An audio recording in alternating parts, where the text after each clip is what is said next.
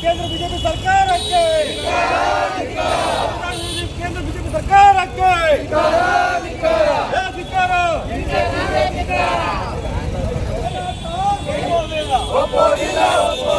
ಕಾನೂನು ಬಾಹಿರವಾಗಿರುವ ಎಸ್ಐಆರ್ಗೆ ಧಿಕ್ಕಾರ ಧಿಕ್ಕಾರ.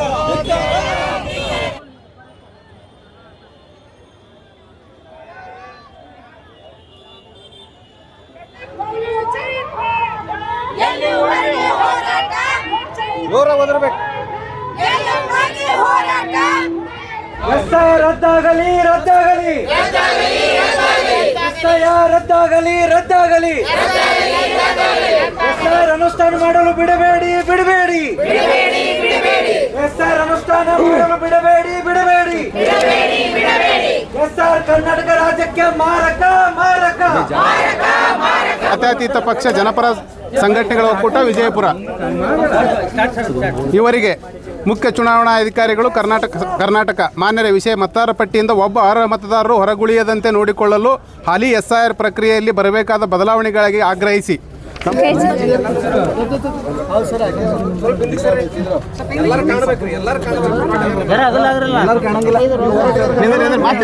ಇನ್ನೊಂದು ಫೋಟೋ ತೆಗಿತೀವಿ ನಿಂದ್ರಿ ನೀವು ಹೊಡಿರಿ ಫೋಟೋ. ಹಾಂ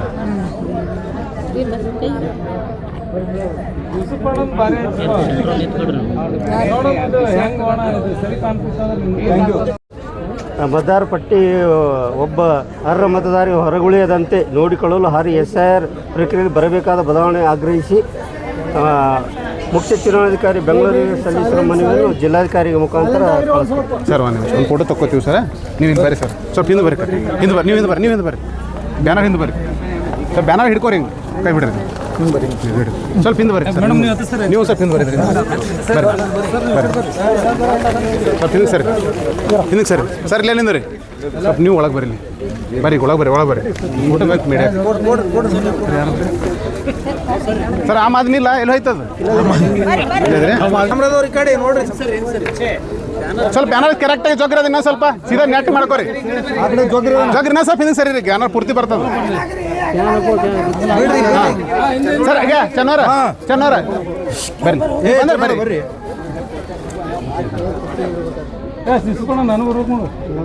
తీసుకోరా తీసుకో ಬ್ಯಾನರ್ ಬರುತ್ತೆ ಎಲ್ಲ ಬರುತ್ತಲ್ಲ. ಎಸ್ಐಆರ್ ಅಂತಕ್ಕಂಥ ಅವೈಜ್ಞಾನಿಕ ಪ್ರಕ್ರಿಯೆ ಮತ್ತು ದೇಶದ ಮತದಾರರ ಪಟ್ಟಿಯಿಂದ ಜನರನ್ನು ಬಿಡುಗಡೆಗೊಳಿಸ್ತಕ್ಕಂಥದ್ದು ಅಥವಾ ಜನರನ್ನು ಹೊರಗಿಡ್ತಕ್ಕಂಥ ಪ್ರಕ್ರಿಯೆಯನ್ನು ವಿರೋಧಿಸಿ ಎಸ್ಐಆರ್ ಮಾಡಲೇಬಾರದು ಮತ್ತು ಮಾಡಿದ್ರೂ ಕೂಡ ಯಾವುದೇ ಒಬ್ಬ ಮತದಾರನು ಕೂಡ ಅರ್ಹ ಮತದಾರರ ಪಟ್ಟಿಯಿಂದ ಹೊರಗಡೆ ಇಡಬಾರ್ದು ಅನ್ನೋಕ್ಕಂತಕ್ಕಂಥ ಕಾರಣ ಇಟ್ಟುಕೊಂಡು ಕರ್ನಾಟಕ ರಾಜ್ಯಾದ್ಯಂತ ಏಕಕಾಲಕ್ಕೆ ಎಲ್ಲ ಜಿಲ್ಲಾ ಕೇಂದ್ರಗಳಲ್ಲಿ ಎಸ್ಐಆರ್ ವಿರೋಧಿ ಹೋರಾಟವನ್ನು ನಾವು ಮಾಡಿದ್ದೇವೆ. ಎಸ್ಐಆರ್ನ ಯಾಕೆ ವಿರೋಧ ಮಾಡ್ತೀವಿ ಅಂತಕ್ಕಂಥದ್ದನ್ನು ಈಗಾಗಲೇ ಮನವಿ ಪತ್ರ ಓದುವ ಸಂದರ್ಭದಲ್ಲಿ ಕೂಡ ಹೇಳಿದ್ದೇವೆ. ಈಗ ಏನಪ್ಪಾ ಅಂತಂದರೆ ಎಸ್ಐಆರ್ ಅಂತಕ್ಕಂಥದ್ದು ದೇಶದಲ್ಲಿ ಜನರ ಮೇಲೆ ಹಾಕಿರ್ತಕ್ಕಂಥ ಎಫ್ಐಆರ್. ಆ ಎಫ್ಐಆರ್ ಹಾಕಿರ್ತಕ್ಕಂಥ ಏನಪ್ಪಾ ಅಂತಂದ್ರೆ ಈ ಸರ್ಕಾರ ಚುನಾವಣಾ ಆಯೋಗ ಜನರಿಗೆ ನೀವು ಅಪರಾಧಿಗಳಲ್ಲ ಎನ್ನುವುದನ್ನು ಸಾಬೀತುಪಡಿಸಿಕೊಳ್ಳಿ ಅಂತಕ್ಕಂಥ ಒಂದು ಏನಪ್ಪಾ ಅಂತಂದ್ರೆ ಜನರ ಮೇಲೆ ಈ ರೀತಿ ಮಾಡ್ತಕ್ಕಂಥ ದೌರ್ಜನ್ಯಗಳನ್ನು ಜನರು ಎಲ್ಲರೂ ಕೂಡ್ಕೊಂಡು ಏನಪ್ಪಾ ಅಂತಂದ್ರೆ ಸರ್ಕಾರ ಯಾವ್ದಿರಬೇಕು ಅಂತಕ್ಕಂಥ ತೀರ್ಮಾನ ಜನರು ಮಾಡ್ತಿದ್ರು. ಈಗ ಸರ್ಕಾರ ಯಾರು ನನಗೆ ಮತದಾರ ಇರಬೇಕು ಅಂತಕ್ಕಂಥ ತೀರ್ಮಾನವನ್ನು ಸರ್ಕಾರ ಮಾಡ್ತಕ್ಕಂಥ ಸಂದರ್ಭದಲ್ಲಿ ನಾವು ಅದನ್ನು ವಿರೋಧಿಸ್ತೇವೆ, ಧಿಕ್ಕಾರಕ್ಕೆ ಹೋಗ್ತೇವೆ. ಆ ಕಾರಣಕ್ಕಾಗಿ ನಾವು ಈ ಸಂದರ್ಭದಲ್ಲಿ ಎಸ್ಐಆರ್ ವಿರೋಧಿ ಹೋರಾಟವನ್ನು ಈ ದಿನ ಮಾಡೋದ್ರ ಮುಖಾಂತರ ಮನವಿಯನ್ನು ಸಲ್ಲಿಸಿದ್ದೇವೆ. ಸರ್ ಒಂದೇಳಿ ಹಿಂಪಡಿಲಿಕ್ಕೆ ಅಂದರೆ ಮುಂದಿನ ಹೋರಾಟ ಯಾವ ರೀತಿ ಇರುತ್ತೆ ಸರ್? ಎಸ್ಐಆರ್ ಏನಾದರೂ ಅವರು ಹಿಂಪಡೆಯದಿದ್ದರೆ ಕರ್ನಾಟಕದಿಂದ ದೊಡ್ಡ ಪ್ರತಿರೋಧವನ್ನು ಕೇಂದ್ರ ಸರ್ಕಾರ ಮತ್ತು ಚುನಾವಣಾ ಆಯೋಗ ಎದುರಿಸಬೇಕಾಗ್ತದೆ ಅಂತಕ್ಕಂಥ ಎಚ್ಚರಿಕೆಯನ್ನು ಈ ಸಂದರ್ಭದಲ್ಲಿ ಕೊಡ್ಲಿಕ್ಕೆ ಬಯಸ್ತಾ ಇದ್ದಾವೆ.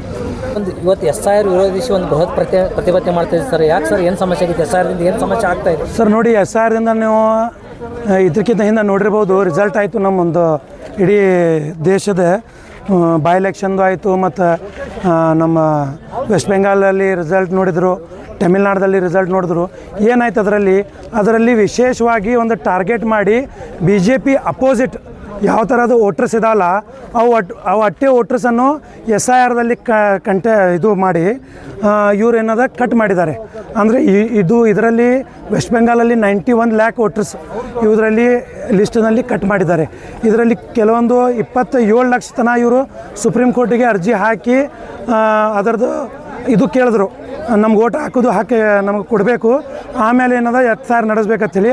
ಆದರೂ ಸುಪ್ರೀಂ ಕೋರ್ಟ್ನು ಕೂಡ ಅವ್ರಿಗೆ ಹಕ್ಕು ಕೊಡಲಿಲ್ಲ. ಈ ಸಲ ನೀವು ಡಾಕ್ಯುಮೆಂಟ್ ಅರೇಂಜ್ ಮಾಡಿರಿ, ಮುಂದಿನ ಸಲ ಏನದ ನೀವು SIRದ ಇದು ಓಟ್ರದ ಹಕ್ಕು ಆಗ್ತೈತೆ ನಿಮ್ಗೆ ಅಂತೇಳಿ ಈ ನಮೂನೆ ಒಂದು ಆಶ್ವಾಸನೆ ಕೊಟ್ಟು ಸುಪ್ರೀಂ ಕೋರ್ಟ್ ಹೇಳಿದ ಮಾತಿದು. ಇದು ಒಂದು ಗಂಭೀರವಾದ ವಿಷಯ. ಇಡೀ ರಾಜ್ಯ ಇದು ಇಡೀ ದೇಶದಲ್ಲಿ ಈ ಕೇಂದ್ರ ಸರ್ಕಾರ ಒಂದರೆ ಅನ್ಯಾಯ ಮಾಡ್ತಾ ಇದೆ. ಮೈನಾರಿಟೀಸ್ ಆಗಲಿ, ನಮ್ಮದು ಹಿಂದುಳಿದ ವರ್ಗಗಳೇ ಆಗಲಿ, ಮುಸಲ್ಮಾನ್ ಕಮ್ಯುನಿಟಿ ಆಗಲಿ, ದಲಿತ ಕಮ್ಯುನಿಟಿ ಆಗಲಿ, ಮತ್ತು ಎಲ್ಲರಿಗಿಂತ ವಿಶೇಷ ಏನಿದೆ ಆ್ಯಂಟಿ BJP ವೋಟರ್ಸ್ ಏನದಲ್ಲ, ಇವರು ವಿಶೇಷವಾಗಿ ಇದು ಕಟ್ ಮಾಡಿದ್ದಾರೆ. ಅದಕ್ಕೋಸ್ಕರ ನಾವು ಸರ್ಕಾರಿಗೆ ಮಾಡೋದು ವಿನಂತಿ ಏನಂತಂದರೆ ಈ SIRನ್ನು ಟೋಟಲ್ ಆಗಿ ರಿಜೆಕ್ಟ್ ಮಾಡಬೇಕು. ಮೊದಲು ಯಾವ ಥರ ನೀವು ಜನಗಣತಿ ಮಾಡ್ತಿದ್ರಿ, ಮೊದಲು ಯಾವ ಥರ ನೀವು ಇದು ಗಣತಿ ತೊಗೋತಿದ್ರಿ ದೇಶದಲ್ಲಿ, ಆ ಪ್ರಕಾರ ನೀವು 10 ವರ್ಷಕ್ಕೆ ಒಂದು ಸಲ ಕಂಪಲ್ಸರಿ ತೊಗೋಬೇಕು. ಆ ಪ್ರಕಾರ ನಿಮಗೆ ಡೇಟಾವನ್ನು ಕರೆಕ್ಟ್ ಸಿಗುತ್ತದೆ. ಇದರಲ್ಲಿ ಪಾಕಿಸ್ತಾನದವ್ರು ಬಂದಾರ, ಬಾಂಗ್ಲಾದೇಶ್ನವ್ರು ಬಂದಾರ, ಅಫ್ಘಾನಿಸ್ತಾನದವ್ರು ಬಂದಾರ ಅಂಥೇಳಿ ಎಲ್ಲಿಂದ ಬಂದಿಲ್ಲ. ಬಟ್ ಬಂದರೂ ಕೂಡ ಅವ್ರದ್ದು ಏನದ ಎದಕ್ಕೆ ನೀವು ಅದು ಅವ್ರಿಗೆ ಬಂದಾಗ ಹಾದಿ ಹ್ಯಾಂಗೆ ಮಾಡಿಕೊಟ್ರಿ. ಈ ದೇಶದಲ್ಲಿ ಹಿಂದಿನ ದಿವಸದಲ್ಲಿ ನೀವು ನೋಡಿರ್ಬೋದು, ಒಂದು ಪಾಕಿಸ್ತಾನ ಹೆಣ್ಮಕ್ಳು 4 ಹುಡುಗರನ್ನ ತೊಗೊಂಡು ಇಲ್ಲಿ ದೇಶದಲ್ಲಿ ಬಂದರು. ಆಕಿಂದ ಹೆಸರು ಸೀಮಾ ಹೈದರ್ ಅಂಥೇಳಿ.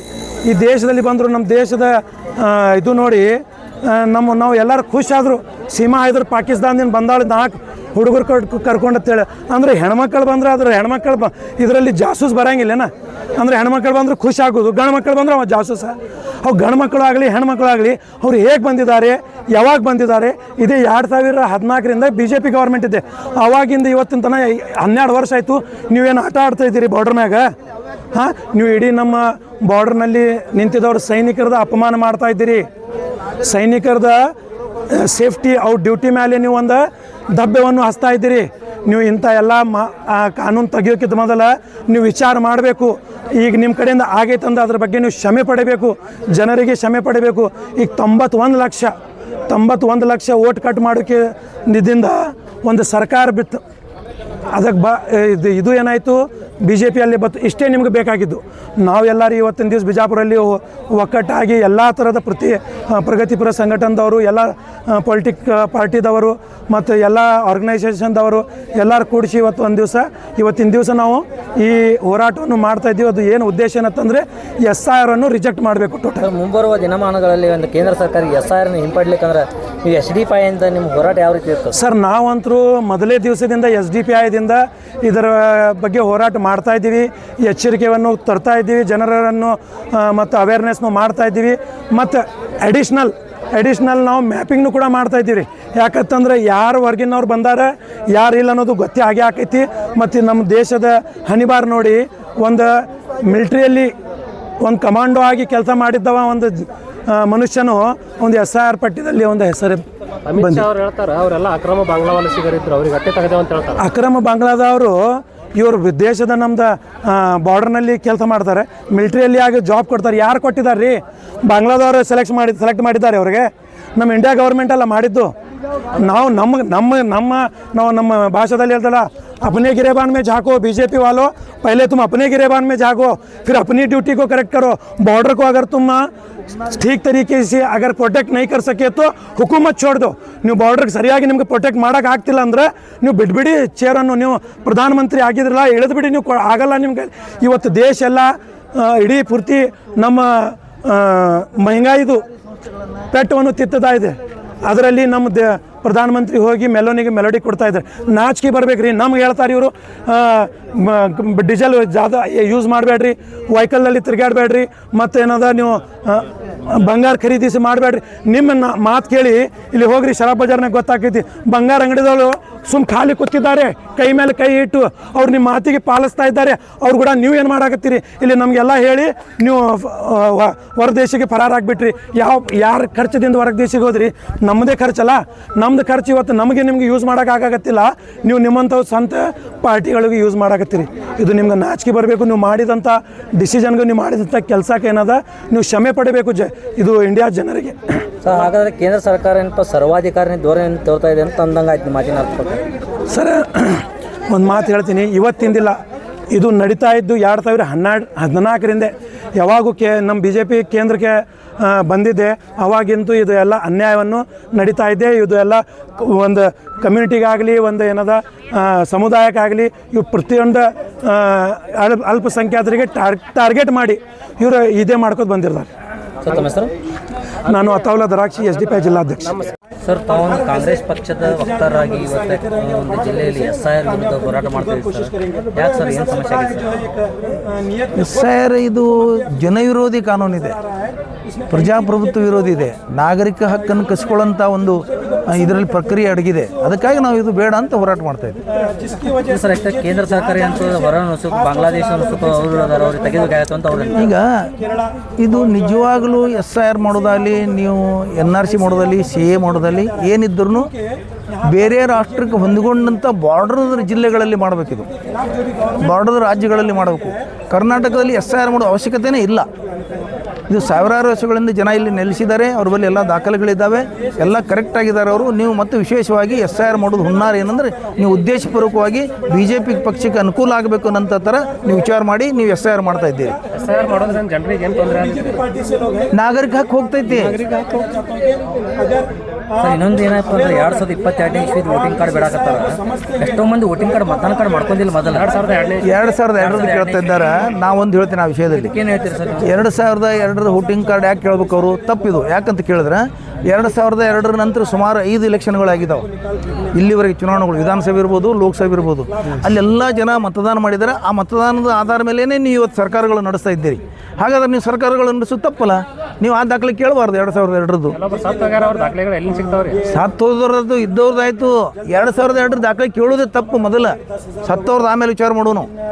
ಇದ್ದವ್ರಿಗೆ ಕೇಳೋದು ತಪ್ಪು. ಯಾಕಂದ್ರೆ ಅವರೇ ಮತದಾನದಿಂದ ನೀವು ಇವತ್ತು ಅಧಿಕಾರ ನಡೆಸ್ತಾ ಇದ್ದೀರಿ 2002ರಿಂದ.